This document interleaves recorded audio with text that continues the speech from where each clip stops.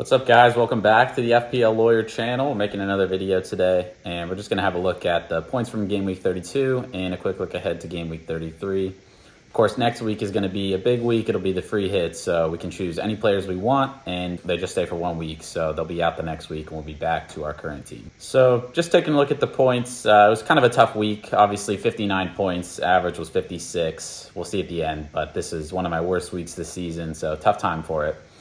Gvardiol, super disappointing. Petrovic, kind of a terrible pick so far, but he's got 2 doubles, so we're going to stick with him.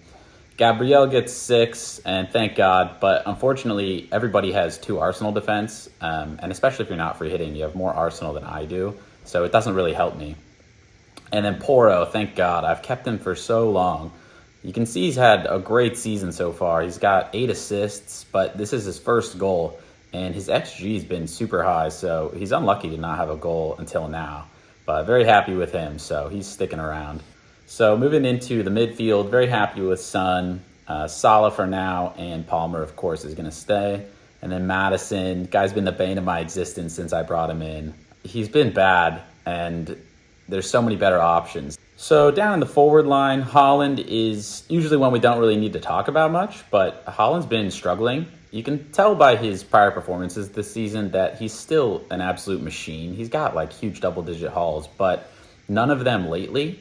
Thankfully, he did get a goal this week when I captained him, and he performed about as well or better than any of the other popular captains. Haaland hasn't been good. A lot of people are going to be transferring him out potentially this week if they think he'll get rested, and then in game week 34 when they don't have a double game week. Isak has been great for me, so fine, he blanked. No worries. He's going to stick around and hopefully get a goal against Spurs this week. And then Nicholas Jackson just absolutely sucks.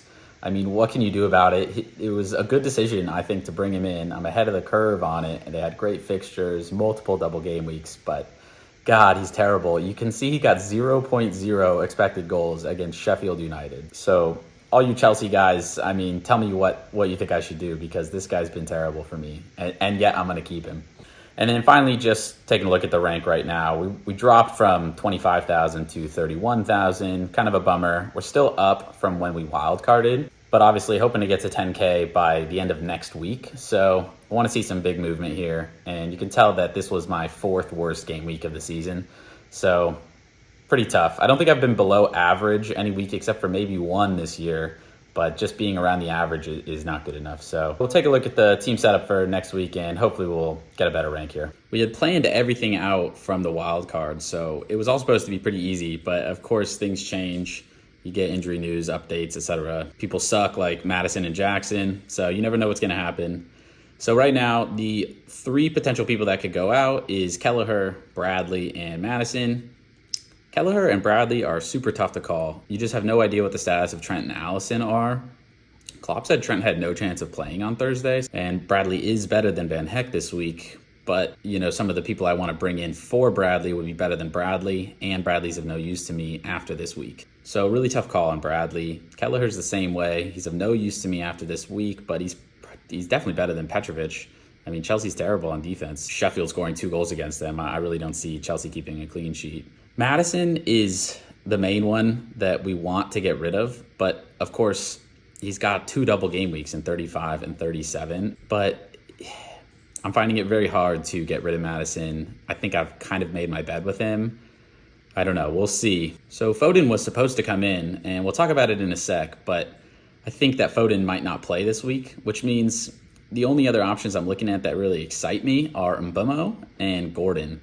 Mbeumo was just absolutely a beast early in the season. You can see he's been back for only a few weeks. He finally got his start, gets a goal. They play Sheffield at home, and I think while Maddison has assist potential, his goal threat's pretty low, and Mbeumo's goal threat is very high. So plus nobody's going to have Mbeumo. He doesn't double. He'd be a super differential and just kind of a very fun pick. Like, I'd have a great weekend this weekend watching Mbeumo score 2 goals, hopefully. The more sensible pick is Gordon. It doesn't excite me that much, but Gordon's been absolutely a beast. I think he could get rotated. You know, you have Harvey Barnes back. You have Almiron on the right, but Gordon's pretty much playing every single game for them, and they have a decent fixture against Spurs this week. They got the double later with good fixtures, so Gordon's the sensible pick. And then we can talk about Foden. I'm so mad that I didn't bring in Foden on the wild card and that I kept Madison. It's been a horrible decision. As we talked about last week, it cost me about 20 points already. But Foden was rested in game week 32, and they have their two biggest games of the year sandwiched around this Luton at home fixture. So they're going to rotate everybody. You know, Rodri's not going to start. I don't think Foden starts. Foden's probably a no-go. It's tragic, but it is what it is.